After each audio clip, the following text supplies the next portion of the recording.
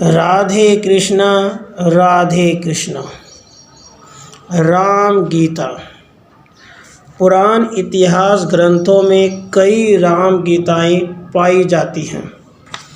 प्रत्येक में वक्ता भगवान श्री राम ही हैं, परंतु श्रोता तथा प्रतिपाद्य विषय अलग अलग हैं। अध्यात्म रामायण के उत्तरकांड के पंचम सर्ग के रूप में एक राम गीता प्राप्त होती है। सीता वनवास प्रसंग के बाद एक बार जब लक्ष्मण जी ने भगवान श्री रामचंद्र जी से अज्ञान रूपी सागर को पार कराने वाले ज्ञानोपदेश देने की प्रार्थना की, तब श्री रघुनाथ जी ने उनको जो उपदेश दिया वही राम गीता कहलाती है। इसमें युक्ति युक्त विवेचन द्वारा आत्मज्ञान को ही विशुद्ध ज्ञान बताकर समस्त इंद्रियों को विषयों से निवृत्त करके आत्म अनुसंधान हेतु प्रेरित किया गया है। तो आइए राम गीता का श्रवण करें। श्री महादेव जी बोले, किसी दिन भगवान राम, जिनके चरण कमलों की सेवा साक्षात श्री लक्ष्मी जी करती हैं, एकांत में बैठे हुए थे। उस समय शुद्ध विचार वाले लक्ष्मण जी उनके पास जाकर उन्हें भक्ति पूर्वक प्रणाम कर अति प्यार से बोले, हे महामते, आप शुद्ध ज्ञान स्वरूप, समस्त देहधारियों के आत्मा, सबके स्वामी और स्वरूप से निराकार हैं। जो आपके चरण कमलों के लिए भ्रमर रूप हैं, उन परम भागवतों के सहवाग के रसिकों को ही आप ज्ञान दृष्टि से दिखलाई देते हैं। हे प्रभु, योगी जन जिनका निरंतर चिंतन करते हैं, संसार से छुड़ाने वाले उन आपके चरण कमलों की मैं शरण हूँ।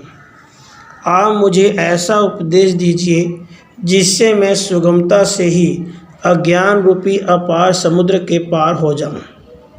श्री लक्ष्मण जी की ये सब वचन सुनकर शरणागत वत्सल भूपाल शिरोमणि भगवान राम सुनने के लिए उत्सुक हुए। लक्ष्मण को उनके अज्ञान अंधकार का नाश करने के लिए बड़े खुश होकर ज्ञान उपदेश करने लगे। भगवान श्री राम जी बोले, सबसे पहले अपने अपने वर्ण और आश्रम के लिए शास्त्रों में बतलाई हुई क्रियाओं का यथावत पालन कर चित्त शुद्ध हो जाने पर उन कर्मों को छोड़ दें और सम दम आदि साधनों से संपन्न हो आत्मज्ञान की प्राप्ति के लिए सद्गुरु की शरण में जाए। कर्म देहांतर की प्राप्ति के लिए ही स्वीकार किए गए हैं, क्योंकि उनमें प्रेम रखने वाले पुरुषों से इष्ट अनिष्ट दोनों ही प्रकार की क्रियाएं होती हैं। उनसे धर्म और अधर्म दोनों ही की प्राप्ति होती है और उनके कारण शरीर प्राप्त होता है, जिससे फिर कर्म होते हैं। इसी प्रकार यह संसार चक्र के समान चलता रहता है। संसार का मूल कारण अज्ञान ही है और इन शास्त्रीय विधि वाक्यों में उस अज्ञान का नाश ही संसार में मुक्त होने का उपाय बतलाया गया है। अज्ञान का नाश करने में ज्ञान ही समर्थ है, सकाम कर्म नहीं, क्योंकि उस अज्ञान से उत्पन्न होने वाले कर्म उसका विरोधी नहीं हो सकता। सकाम कर्म द्वारा अज्ञान का नाश अथवा राग का नाश नहीं हो सकता, बल्कि उससे दूसरे सदोष कर्म की उत्पत्ति होती है। उससे पुनः संसार की प्राप्ति होना अनिवार्य है। इसलिए बुद्धिमान को ज्ञान विचार में ही तत्पर होना चाहिए। कुछ वितर्कवादी ऐसा कहते हैं कि जिस प्रकार वेद के कथानुसार ज्ञान पुरुषार्थ का साधक है, वैसे ही कर्म वेद विहित है और प्राणियों के लिए कर्मों की अवश्य कर्तव्यता का विधान भी है। इसलिए वे कर्म ज्ञान के सहकारी हो जाते हैं। साथ ही श्रुति ने कर्म न करने में दोष भी बतलाया है। इसलिए मुमुक्षु को उन्हें सर्वदा करते रहना चाहिए। और यदि कोई कहे कि ज्ञान स्वतंत्र है एवं निश्चय ही अपना फल देने वाला है, उसे मन से भी किसी और की सहायता की आवश्यकता नहीं है, तो उसका यह कहना ठीक नहीं। क्योंकि जिस प्रकार वेदोक्त यज्ञ सत्य कर्म होने पर भी अन्य कारक आदि की अपेक्षा करता ही है, उसी प्रकार विधि से प्रकाशित कर्मों के द्वारा ही ज्ञान मुक्ति का साधन हो सकता है। अतः कर्मों का त्याग उचित नहीं है। सिद्धांती ऐसा जो कोई कुतर्की कहते हैं, उनके कथन में प्रत्यक्ष विरोध होने के कारण वह ठीक नहीं है, क्योंकि कर्म देहाभिमान से होता है और ज्ञान अहंकार के नाश होने पर सिद्ध होता है। वेदांत वाक्यों का विचार करते करते विशुद्ध विज्ञान के प्रकाश से उद्भासित जो चरम आत्मवृत्ति होती है, उसी को विद्या आत्मज्ञान कहते हैं। इसके अतिरिक्त कर्म संपूर्ण कारक आदि की सहायता से होता है, किंतु विद्या समस्त कारक आदि का अनित्यत्व की भावना द्वारा नाश कर देती है। इसलिए समस्त इंद्रियों के विषयों से निवृत्त होकर निरंतर आत्म अनुसंधान में लगा हुआ बुद्धिमान पुरुष संपूर्ण कर्मों का सर्वथा त्याग कर दे, क्योंकि विद्या का विरोधी होने के कारण कर्म का उसके साथ समुच्चय नहीं हो सकता। जब तक माया से मोहित रहने के कारण मनुष्य का शरीर आदि में आत्म भाव है, तभी तक उसे वैदिक कर्मानुष्ठान कर्तव्य है। नेति नेति आदि वाक्यों से संपूर्ण अनात्म वस्तुओं का निषेध करके अपने परमात्मा स्वरूप को जान लेने पर फिर उसे समस्त कर्मों को छोड़ देना चाहिए। जिस समय परमात्मा और जीवात्मा के भेद को दूर करने वाला प्रकाशमय विज्ञान अंतःकरण में स्पष्टतया भासित होने लगता है, उसी समय आत्मा के लिए संसार प्राप्ति के कारण माया अनायास ही कारक आदि के सहित लीन हो जाती है।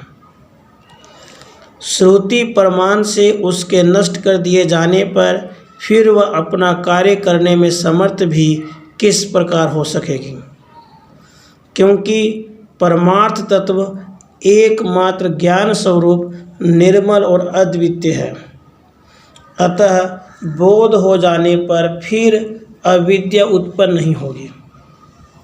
जब एक बार नष्ट हो जाने पर अविद्या का फिर जन्म ही नहीं होता, तो बोधवान को मैं इस कर्म का करता हूँ ऐसी बुद्धि कैसे हो सकती है। इसलिए ज्ञान स्वतंत्र है। उसे जीव के मोक्ष के लिए किसी और कर्म आदि की अपेक्षा नहीं है। वह स्वयं अकेला ही उसके लिए समर्थ है।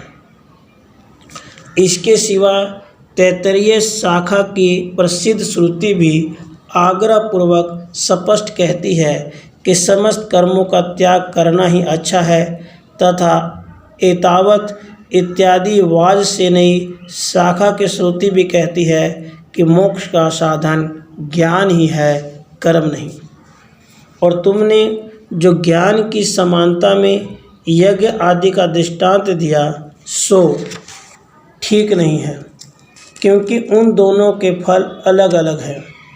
इसके अतिरिक्त यज्ञ तो होता ऋत्विक, यजमान आदि बहुत से कारकों से सिद्ध होता है, और ज्ञान इसके विपरीत है, अर्थात वह कारक आदि से साध्य नहीं है। कर्म के त्याग करने से मैं अवश्य प्रायश्चित भागी होऊंगा, ऐसी अनात्म बुद्धि अज्ञानियों को हुआ करती हैं, तत्वज्ञानी को नहीं। इसलिए विकार रहित चित्त वाले बोधवान पुरुष को विहित कर्मों को भी विधि पूर्वक त्याग कर देना चाहिए। फिर शुद्धचित होकर श्रद्धापूर्वक गुरु की कृपा से तत्वमसि इस महावाक्य के द्वारा परमात्मा और जीवात्मा की एकता जानकर सुमेरु के समान निश्चल एवं सुखी हो जाना चाहिए। यह नियम ही है कि प्रत्येक वाक्य का अर्थ जानने में पहले उसके पदों के अर्थ का ज्ञान ही कारण है। इस तत्वमसि महावाक्य के तत् और त्वम पद कर्म से परमात्मा और जीवात्मा के वाचक है और असि उन दोनों की एकता करता है। इन दोनों जीवात्मा और परमात्मा में जीवात्मा अंतःकरण का साक्षी है और परमात्मा इंद्रियातीत है। इस विरोध को छोड़कर और लक्षणावृत्ति से लक्षित उनकी शुद्ध चेतना को ग्रहण कर उसे ही अपनी आत्मा जाने और इस प्रकार एक ही भाव से स्थित हो। इन तत् और त्वम पदों में एक रूप होने के कारण जहती लक्षणा नहीं हो सकती और परस्पर विरोध होने के कारण अजहल लक्षणा भी नहीं हो सकती। इसलिए स्वयं यह वही है। इन दोनों पदों के अर्थ की भांति इन तत् और त्वम पदों में भी भागवत भाग त्याग लक्षणा ही निर्दोषता से हो सकती है। जहाँ शब्दों के वाच्यार्थ अर्थात उनकी शक्ति वृत्ति से सिद्ध होने वाले अर्थ को छोड़कर दूसरा अर्थ लिया जाता है, वहाँ लक्षणावृत्ति होती है। वह जहती, अजहती और जहत्य जहती नाम से 3 प्रकार की है। जहती लक्षणा में शब्द के वाच्यार्थ का सर्वथा त्याग करके उसका बिल्कुल नया ही अर्थ किया जाता है। जैसे गंगाया घोषः, गंगा जी पर पशुशाला है। इस वाक्य के वाच्यार्थ से गंगा जी के प्रवाह पर पशुशाला का होना सिद्ध होता है, परंतु यह असंभव है। इसलिए यहाँ गंगा शब्द का अर्थ गंगा प्रवाह न होकर गंगा तीर किया जाता है, परंतु तत् और त्वम पद के वाच्यार्थ ईश्वर और जीव का सर्वथा त्याग कर देने से उन दोनों की चेतनता का भी त्याग हो जाता है और चेतनता की एकता ही अभिष्ट है। इसलिए जहती लक्षणा से इन पदों की अर्थ की एकता नहीं हो सकती। अजहती लक्षणा में वाच्यार्थ का त्याग न करके उसके साथ अन्य अर्थ भी ग्रहण किया जाता है। जैसे काकेभ्यो दधि रक्षता, कौवों से दही की रक्षा करो। इस वाक्य का प्रयोग केवल कौवों से दही की रक्षा कराना ही नहीं है, बल्कि उसके साथ कुत्ता, बिल्ली और अन्य जीवों से सुरक्षित रखना भी है। यहाँ तत् और त्वम पद के वाच्यार्थों में विरोध है, फिर अन्य अर्थ को सम्मिलित करने से भी वह विरोध तो दूर होगा ही नहीं। इसलिए अजहल लक्षणा से भी इनकी एकता सिद्ध नहीं हो सकती। इन दोनों के सिवा जहाँ कुछ अर्थ रखा जाता है और कुछ छोड़ा जाता है, वह जहत्य जहती भाग त्याग लक्षणा होती है। जैसे सोयहम, यह वही है। इस वाक्य में अयम पद से कहे जाने वाले पदार्थ की अपरोक्षता और सह पद के वाच्य पदार्थ की परोक्षता का त्याग करके इन दोनों से रहित जो निर्विशेष पदार्थ है उसकी एकता कही जाती है। इसी प्रकार महावाक्य के तत् पद के वाच्य ईश्वर के गुण सर्वज्ञता, परोक्षता आदि का त्वम पद के वाच्य जीव के गुण अल्पज्ञता, प्रत्यक्षता आदि का त्याग करके केवल चेतनता अंश में एकता बतलाई गई है। पृथ्वी आदि पंचीकृत भूतों से उत्पन्न हुए सुख दुख आदि कर्म भोगों के आश्रय और पूर्व उपार्जित कर्म फल से प्राप्त होने वाले इस माया में आदि अंतवान शरीर को विज्ञजन आत्मा की स्थूल उपाधि मानते हैं। मन, बुद्धि, 10 इंद्रियां, 5 प्राण, इन 17 अंगों से युक्त और अपंचीकृत भूतों से उत्पन्न हुए सूक्ष्म शरीर को जो भोक्ता के सुख दुख आदि के अनुभव का साधन है, आत्मा का दूसरा देह मानते हैं। इनके अतिरिक्त अनादि और अनिर्वचनीय मायामय कारण शरीर ही जीव का तीसरा देह है। इस प्रकार उपाधि भेद से सर्वथा पृथक स्थित अपने आत्म रूप को कर्मशः उपाधियों का बाध कराते हुए अपने हृदय में निश्चय करें। स्फटिक मणि के समान यह आत्मा भी अन्नमय आदि भिन्न भिन्न कोशों में उनके संग से उन्हीं के आकार का भासने लगता है, किंतु इसका भली प्रकार विचार करने से यह अद्वितीय होने के कारण असंग रूप और अजन्मा निश्चित होता है। त्रिगुणात्मिकता बुद्धि की ही स्वप्न, जागृत और सुषुप्ति भेद से तीन प्रकार की वृत्तियां दिखाई देती हैं, किंतु इन तीनों वृत्तियों में से प्रत्येक का एक दूसरे से वैभिचार होने के कारण ये तीनों ही एकमात्र कल्याण स्वरूप नित्य पर ब्रह्म में मिथ्या है, अर्थात उसमें इन वृत्तियों का हमेशा अभाव है। बुद्धि की वृत्ति ही देह, इंद्रिय, प्राण, मन और चेतन आत्मा के संघात रूप से निरंतर परिवर्तित होती रहती है। यह वृत्ति तमोगुण से उत्पन्न होने वाली होने के कारण अज्ञान रूपा है और जब तक यह रहती है तब तक इस संसार में जन्म होता रहता है। नेति नेति आदि श्रुति प्रमाण से निखिल संसार का बाध करके और हृदय में चिदघन अमृत का आस्वादन करके संपूर्ण जगत को उसके सार रूप सत ब्रह्म को ग्रहण करके त्याग दें। जैसे नारियल के जल को पीकर मनुष्य उसे फेंक देते हैं। आत्मा न कभी मरता है न जन्मता है, वह न कभी क्षीण होता है और न बढ़ता ही है।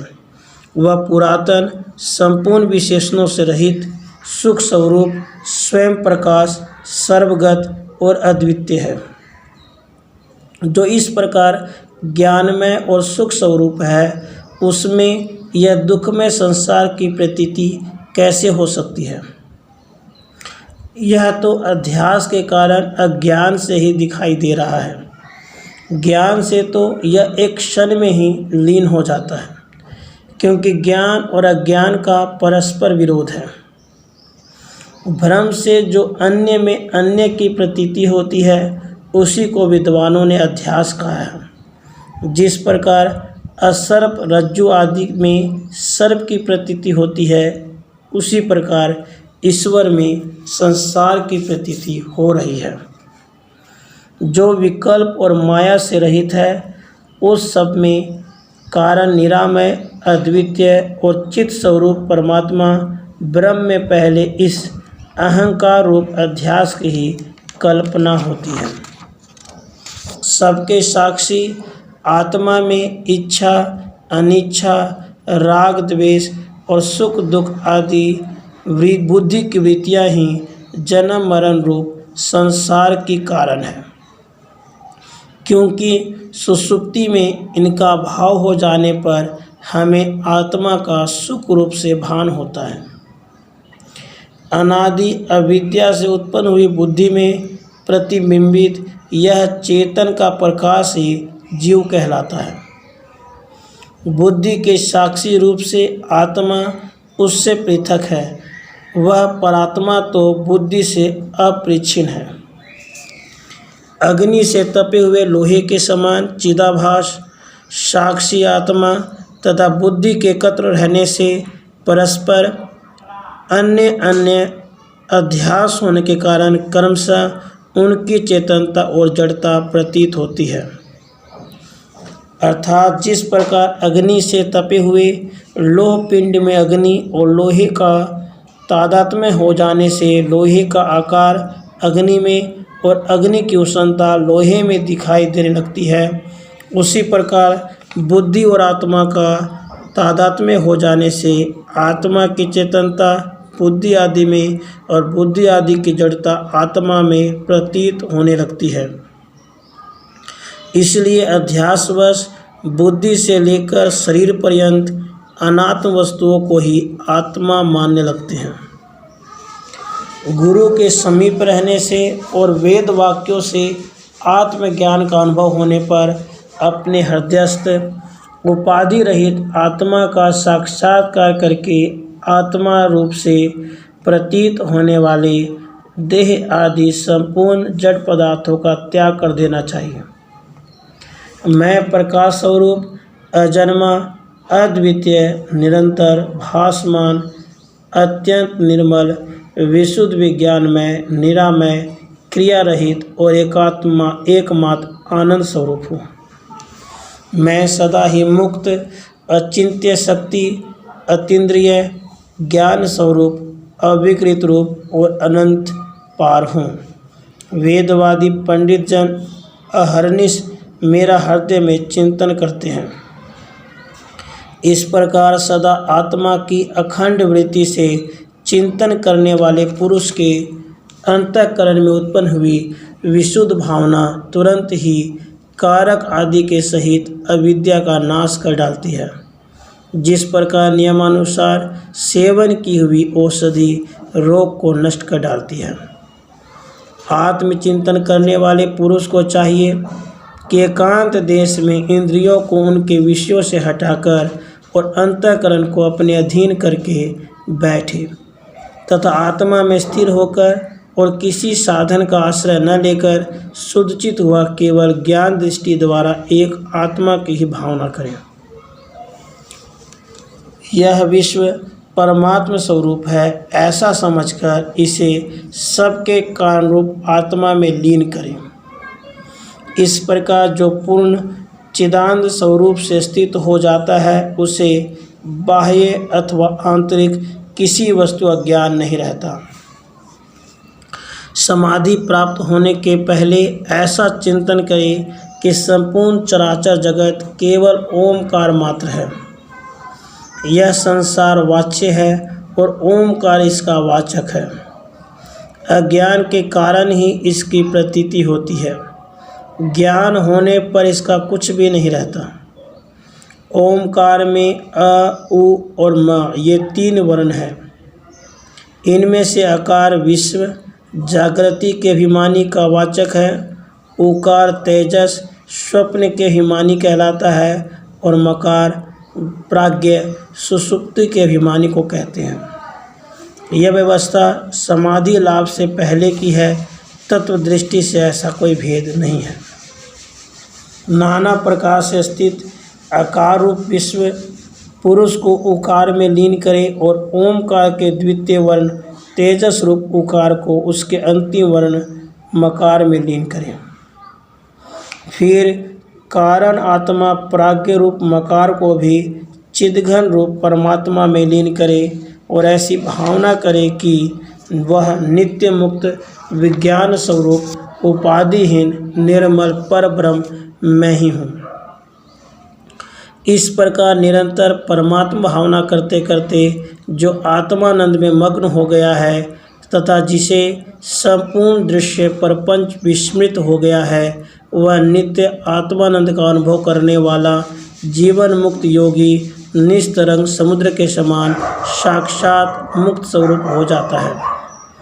इस प्रकार जो निरंतर समाधि योग का अभ्यास करता है, जिसके संपूर्ण इंद्रिय गोचर विषय निवृत्त हो गए हैं तथा जिसने काम क्रोध आदि संपूर्ण शत्रुओं को परास्त कर दिया है, उन 6 इंद्रिय मन और 5 इंद्रियों को जीतने वाले महात्मा को निरंतर मेरा साक्षात्कार होता है। इस प्रकार अहर्निश आत्मा का ही चिंतन करता हुआ मुनि सर्वदा समस्त बंधनों से मुक्त होकर रहे तथा कर्ता भोक्तापन के अभिमान को छोड़कर प्रारब्ध फल भोगता रहे। इससे वह अंत में साक्षात मुझ ही में लीन हो जाता है। संसार को आदि अंत और मध्य में सब प्रकार भय और शोक का ही कारण जानकर समस्त वेद विहित कर्मों को त्याग दे और संपूर्ण प्राणियों के अंतरात्मा रूप अपने आत्मा का भजन करे। जिस प्रकार समुद्र में जल, दूध में दूध, महाकाश में घटाकाश आदि और वायु में वायु मिलकर एक हो जाते हैं, उसी प्रकार इस संपूर्ण प्रपंच को अपने आत्मा के साथ अभिन्न रूप से चिंतन करने से जीव मुझ परमात्मा के साथ अभिन्न भाव से स्थित हो जाता है। यह जो जगत है वह श्रुति, युक्ति और प्रमाण से बाधित होने के कारण चंद्र भेद और दिशाओं में होने वाले दिग्भ्रम के समान मिथ्या ही है। ऐसी भावना करता हुआ लोक व्यवहार में स्थित मुनि इसे देखे। जब तक सारा संसार मेरा ही रूप दिखलाई न दे तब तक निरंतर मेरी आराधना करता रहे।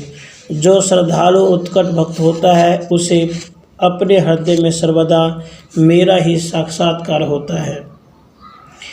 हे प्रिय, संपूर्ण श्रुतियों के सारभूत इस गुप्त रहस्य को मैंने निश्चय करके तुमसे कहा है। जो बुद्धिमान इसका मनन करेगा वह तत्काल समस्त पापों से मुक्त हो जाएगा। भाई, यह जो कुछ दिखाई देता है वह सब माया है। इसे अपने चित्त से निकालकर मेरी भावना से शुद्ध चित्त और सुखी होकर आनंदपूर्ण और क्लेश शून्य हो जाओ। जो पुरुष अपने चित्त से मुझ गुणातीत निर्गुण का अथवा कभी कभी मेरे सगुण स्वरूप का भी सेवन करता है वह मेरा ही रूप है।